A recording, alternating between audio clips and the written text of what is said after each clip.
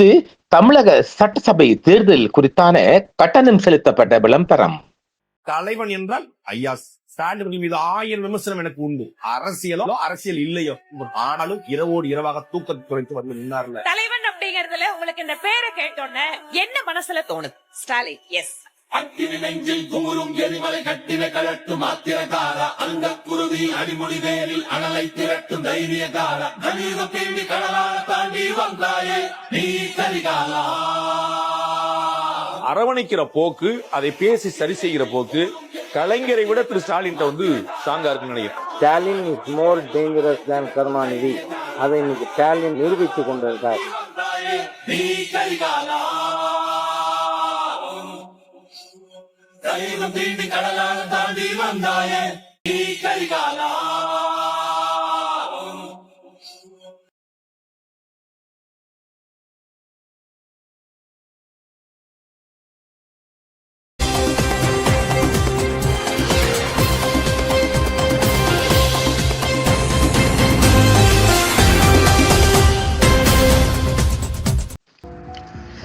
அன்பினர்களே, வளைகுடாவில் இன்று வியாழக்கிழமை இரவு செய்தியாக தருகின்றோம். மிகப்பெரிய ஒரு மல்லுக்கட்டு போகின்றது. நாம் ஏற்கனவே தந்திருக்கின்றோம், ஈரானின் 3 நிபந்தனைகள் ஏற்றுக்கொள்ளக்கூடிய அளவுக்கு வராது, பாருங்கள் அதில் சிக்கல் வரும் என்று. அதான் இப்பொழுது சிக்கல் வந்திருக்கின்றது.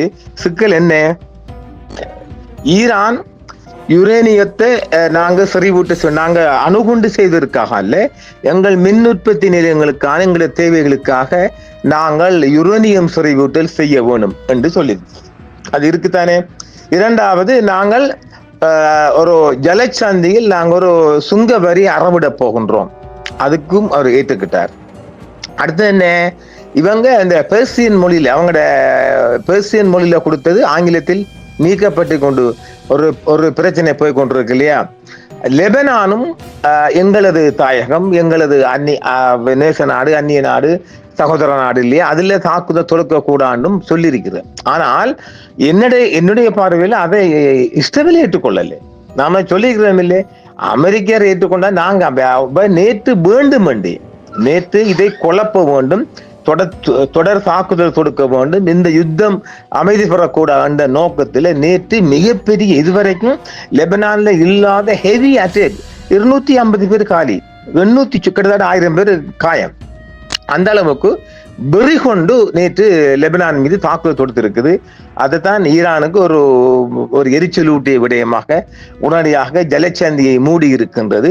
இன்று வியாழக்கிழமை மாலை செய்தியாக மெண்டல் மிகப்பெரிய எச்சரிக்கை ஒன்றை கொடுத்திருக்கின்றது. எச்சரிக்கை என்னவென்றால், ஈரானை சுற்றி எங்களது படைகளும் படைக்கலங்களும் தயாராக இருக்கின்றது. நீங்க இந்த பேச்சுவார்த்தைக்குள்ள வேற, அதாவது அவங்களோட 10 கோரிக்கை அதை நாங்க பிச்சிட்டோம், நீ பிரிச்ச கொண்டு வா. இது எப்படி இருக்குது? நாட்டாமை தீர்ப்பு மாதிரி தான் இருக்கு. பைபோஸ் பண்ணி போஸ்ட் பண்ணி தான் எல்லாம் செய்யறான் பாவி, பெரிய ஒரு தலக்கான பிடிச்ச மாதிரி தான் செய்யறான் பாவி. இதுல வேடிக்கை என்னவென்றால், அமெரிக்க படைகளுக்குள் ஏதாவது ஒரு வகையில இதை ஒரு போர் நிறுத்தத்தை கொண்டு வர விரும்புது.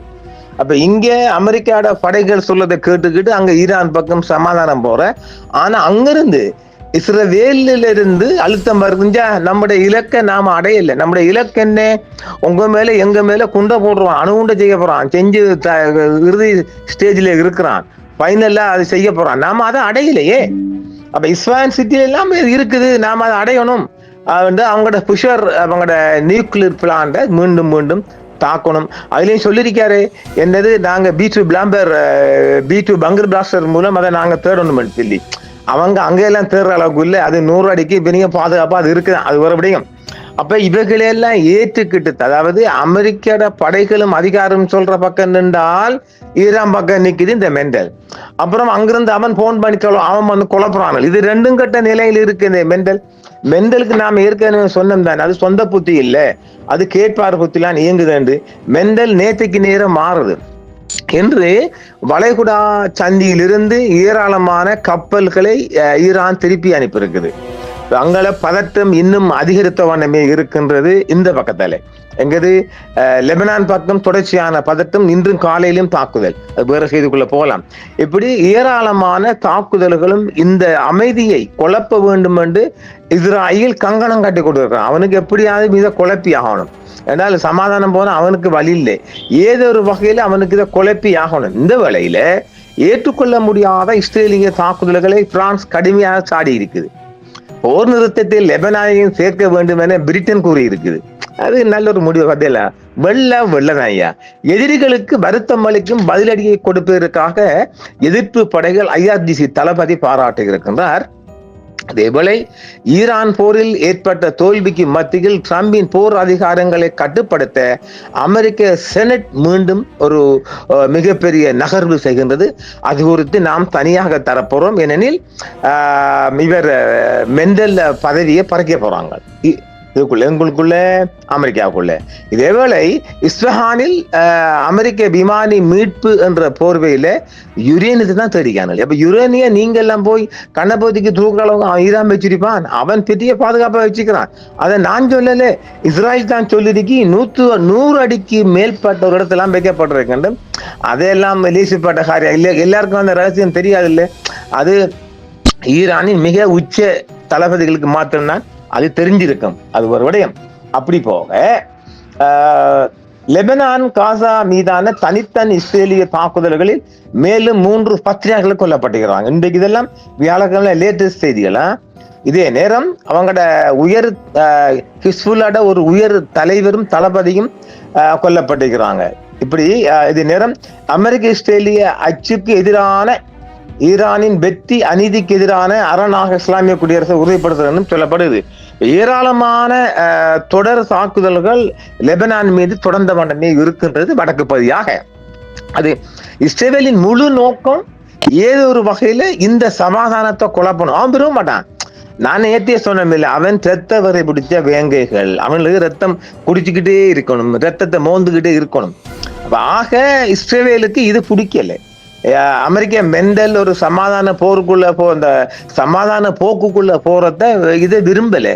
இந்த சின்ன சாத்தான் கடைசி வரையும் விரும்ப மாட்டான். அவனுக்கு சண்டையிலேயே ஊறி போகணும், சண்டையிலேயே இருக்கணும். அதனால இது 15 நாள் ஒரு போர் நிறுத்தத்தை கொண்டு வந்து சொல்றாங்க இல்லையா. வெள்ளிக்கிழமை என்ற பேச்சுவார்த்தை பாகிஸ்தானில் நாளை மறுதினம் சனிக்கிழமை ஆகி இருக்கிறாங்க. அந்த டீம்ல ஒரு முக்கியமான VIP கலந்து கொள்றாரு. அதெல்லாம் கொஞ்சம் ஈரானுக்கு நம்பிக்கை இருக்கு. யாரு? JD வான்ஸ். அவர் துணை ஜனாதிபதி.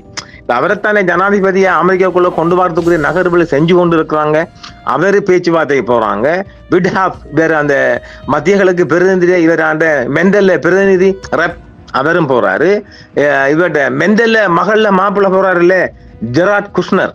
அவன் தான் முழு குழப்பத்துக்குமான முழு காரணம். ஏனெனில் அவன் அங்கிட்டு இருக்கிற அவங்களோட மொஷாற்ற மிகப்பெரிய ஒரு சக்தி வாய்ந்த நபராக பார்க்கப்படுகிறான். அவர் ஏற்கனவே யூதர் தான் வீட்டுக்குள்ள, அவனோட வீட்டுக்குள்ள யாரு? மெண்டல் வீட்டுக்குள்ளேயே யூதர்.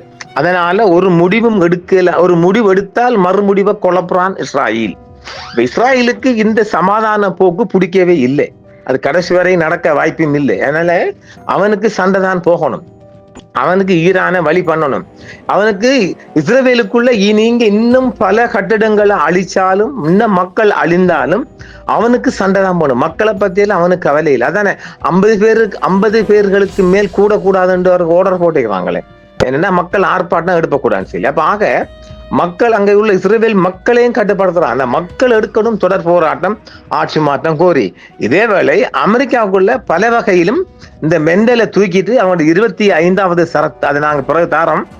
அந்த சரத்தின் அடிப்படையில மிகப்பெரிய ஒரு ஆட்சி மாற்றத்தை இல்லை தலை மாற்றத்தை கொண்டு வர போறாங்க. அது JD வான்ஸ் உபஜனாதிபதி அவரைத்தான் கொண்டு நியமிக்க போறாங்க. என்றால் மெண்டலால அமெரிக்கா மக்களுக்கும் நஷ்டம் கஷ்டம், உலக மக்களுக்கு நஷ்டம் கஷ்டம் என்றத மெண்டல்ல கட்சி உயர்வுடன் அதை உணர்ந்துட்டு, அதனால அவங்களோட மிக கூடிய சீக்கிரம் இவர் சமாதானத்தை கொண்டு வந்தாலும் சண்டை வந்தாலும் அதை செய்யறதா முடிவு பண்ணிக்கிறாங்க.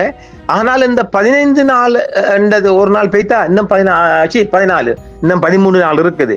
இந்த 13 நாளைக்குள்ளும் ஒரு சமாதானம் எட்டுமா என்றால் அதை நான் எக்ரிமெண்ட் இல்லை, அது எக்ரி பண்ணலாம். ஏனெனில் எந்த வகையிலும் அதை குழப்புறதுக்கு தான் இந்த சின்ன சாத்தான் ரெடியா இருக்கிறான். இப்ப இவர் மெண்டல் நல்லொரு முடிவு எடுத்துக்கிட்டு இருந்த மறு செக்கனே அவரை குழப்புறான். இவருக்கு தான் சொந்த புத்தி இல்லையே, படிப்பு கம்மி என்றா சொந்த புத்தி இருக்க வாய்ப்பு இருக்கு. நம்ம சொன்னமே பணக்காரங்கள்லாம் படித்தவங்கள் அல்ல, அது நம்ம மீண்டும் சொல்லிக்கு வரோம் இல்ல. அப்போ மெண்டல் ஒரு முடிவு எடுத்துட்டு அந்த மெண்டல்ல முடிவை குழப்புறது அவன்கிட்ட மருமகங்காரன் கிருஷ்ணன், அதாவது ஜிராட் கிருஷ்ணன் தான் குழப்புறான். அவனை குழப்புற இஸ்ரவேல். அப்ப இந்த மும்மூத்திற்குள்ள இந்த பிரச்சனை போறதால தொடராக இந்த சமாதான போக்கு எட்டுறதுக்கான வாய்ப்பு இல்லை. சரி, இப்ப ஏன் இதை சமாதானத்தை கொண்டு பார்த்த பாகிஸ்தான் பதறது? ஏனெனில் ஈரான் தோல்விகரமானால் அடுத்த இலக்கு இவர் மேல பாருங்க. ஈரான் வெற்றி அவில தங்கியிருக்குது. எங்க ஈரான் நிமிர்ந்து நிற்பதும் ஈரான் வெற்றி பெறுவதும் பாகிஸ்தான் பாதுகாப்புல தங்கியிருக்குது. அடுத்த இலக்கு இப்ப எப்படியும் இந்த போருக்குள்ள ஈரான் மீது அந்த அணுகுண்டு தான் போடுறாங்க. அதுக்கு மாற்றுக்கிறதுக்கு இடமில்லை. இருந்து பார்ப்போம், சமாதானம் பெறணும், அணுகுண்டு போடக்கூடாது என்பதை பிரார்த்திப்போம். ஆனால் அதையும் தாண்டி ஈரானுக்குள் ஒரு அணுகுண்டுக்கான மிக மிக மிக அதிகமான வாய்ப்பும் நம்ம தொடர்ந்து சொல்லி வரோம் இல்ல. அவன் அந்த லாஸ்ட் 10 நிமிடங்கள் தப்பிருக்கு ஈரான். அதுக்கு எல்லா புகழும் பாகிஸ்தான் தான் சேருமாது. பாகிஸ்தானும் வான்ஸ் தான். அவரை கொஞ்சம் நல்லவரா பாக்குறாங்க. இந்த பான்ஸ் ஜேடி வான்ஸ் இருக்காரு இல்லையா, சரி அவரும் ஜனாதிபதியா வந்தது போறது என்னத்தை கொண்டு வரான்னு தெரியலே. அவரையும் வேற ஒரு கட்டுப்பாடு கொண்டு வரலாம் இல்லை. இந்த நாய்க்களை ஒரு கட்டுப்பாடு கொண்டு வரலாம், அது சொல்ல தெரியாது. அதனால என்றால் இந்த குட்டிச்சாத்தான் விரும்ப மாட்டான், கடைசி வரையும் விரும்ப மாட்டான். எனவே அதையும் நாங்கள் பார்க்கலாம். ஆக இந்த ஜலச்சந்தி மூடப்பட்டிருக்கு. உடனடியாக மீண்டும் ஒரு போர் பதற்றம் தொக்கி நிக்குது. அது மாற்று கருத்துக்கு இடம் இல்லாம தொக்கி நிக்குது. அப்ப இந்த 14 இன்னும் 13 மணிக்கணும் 13 தினங்கள் இன்னும் 12 எடுப்போம். இன்னும் இந்த 10-12 நாளைக்குள்ள ஒரு தீர்வு எட்டப்படவில்லை என்றால் போருக்கு கிடையாது. தீர்வில் எல்லாம் சரி. நாங்க சொன்ன 3 பிரச்சனை இருக்குது. 3 என்ன பிரச்சனை? ஒன்று, யுரேனியத்தை நாங்க செறிவூட்டல் செய்யத்தான் போறோம் என்று ஈரான் மல்லுக்கு இல்ல நீங்க செய்யக்கூடாது, அது உங்களுக்கு செல்லாது. யார் சொல்றா? மெண்டல். அடுத்தது என்ன? லெபனான் மீது நாங்க தாக்கத்தான் போறோம். யார் சொல்றான்? குட்டிச்சாத்தான் இஸ்ரேல் பக்கம் சொல்றான். அத ஈரான் சொல்லி இல்ல நீங்க லெபனான் மீது தாக்குதல் நடத்தக்கூடாது. எங்கட அந்த 10 ஒப்பந்தத்துக்குள்ள அதுவும் பாரு, சே நான் அதெல்லாம் ஏற்றுக்கொள்ளல, நாங்க அதெல்லாம் தூக்கி பிச்சையில குப்பையில வீசிட்டோம். உங்களோட 10 கோரிக்கை யாரு பார்த்தா? திருப்பி புதுசா கொண்டு வாங்க, நாட்டம தீர்ப்பு செல்லாது மாத்தாண்டு மெண்டல் சொல்லிடுச்சு. அப்ப ஆக இந்த 2 பிரச்சனை தலை தூக்குது, யுரேனியம், லெபனான். இந்த 2. அடுத்தது அவங்களோட நஷ்டஈடு கேட்கறாங்க இல்லையா, அதுக்கு இன்னும் அமெரிக்கா மறுப்பு தெரிவிக்கல. நஷ்டஈடுன்னு சொன்னாலும் ஈரான் என்ன சுங்க வரி அறவைச்சிருந்தா ஒரு மாதத்துக்குள்ளேயே 10,000 கோடி சேர்த்துடும், ஈரானுக்கும் கொடுத்து நமக்கும் தரலாம். ஈரானும் அபிவிருத்தி பெற்று இலங்கை, இந்தியா நாங்களும் பஞ்ச வரிய நாடு இல்லை, எங்களுக்கும் ஒரு பங்கை தந்து இந்தியாவுக்கும் ஒரு பங்கை கொடுத்து பாகிஸ்தானுக்கு ஒரு பங்கை கொடுத்து எங்களை முன்னேற்ற. ஏன்னால் நாங்க அவரை காப்பாற்றி கொடுத்துக்கிறோம் இல்லை. ஏற்கனவே ஒரு கப்பல் அடித்தாலும் அடுத்த கப்பலை நாங்க காப்பாற்றி கொடுத்துக்கோம் இல்லை. நமக்கு ஈரானுக்கிட்ட போஸ்ட் பண்ணி எங்களுக்கு எல்லா உரிமையும் தாங்கன்னு கேட்கிற ரைட்ஸ் நமக்கு இருக்குது. ஸ்ரீலங்காக்கும் இந்தியாவுக்கும் உள்ளால வேலை பார்த்தாலும் கடைசி அவங்களோட கப்பல் 2 கப்பல், இந்தியா கொச்சியில ஒரு கப்பலையும் நாம ஒரு கப்பலையும் அவங்களோட மாலுமியும் காப்பாத்தி குடுத்திக்கிறோம் இல்ல. அப்ப நமக்கு அவங்க என்னன்னு பண்ணலும் இல்ல. அதுக்கு ஏற்ற மாதிரி நாம நடந்து கொள்ளலாம். அவங்க தருவாங்க. ஈரானை பொறுத்த வரைக்கும் ஓகேன்னு சொன்னா கொடுக்குங்கள், நாம போய் அங்க மல்லுக்கு நிக்கணும், எங்களுக்கும் படி போடுங்கன்னு நிக்கணும். அப்ப அதுக்கு ஒரு காலம் வரும். ஆக இது ஒரு பிரச்சனை தான். இந்த 2 தீர்க்கப்படாத பிரச்சனைக்கும் ஈரானும் அமெரிக்காவும் வரும் நாட்களில் இந்த பாகிஸ்தான் மத்தியஸ்தன் மூலமாக என்ன வகையான சமாதானத்தை முன்னெடுக்க போகுது என்பதை நாம் பொறுத்திருந்து பார்க்கலாம். மீண்டும் நாளை காலையும் சந்திப்போம். நேர்கள் என்றும் உங்களுடன் சன்ரைஸ் இந்தியா டிவி சப்ஸ்கிரைப் பண்ணுங்கள், பெல் பட்டனையும் கிளிக் செய்யுங்கள். உங்கள் ஆதரவே எங்கள் சேவை. ஆதரவு தாருங்கள், அரவணைப்போம். மறக்காம சர்ப்ரைஸ் பண்ணுங்க. தேங்க்யூ.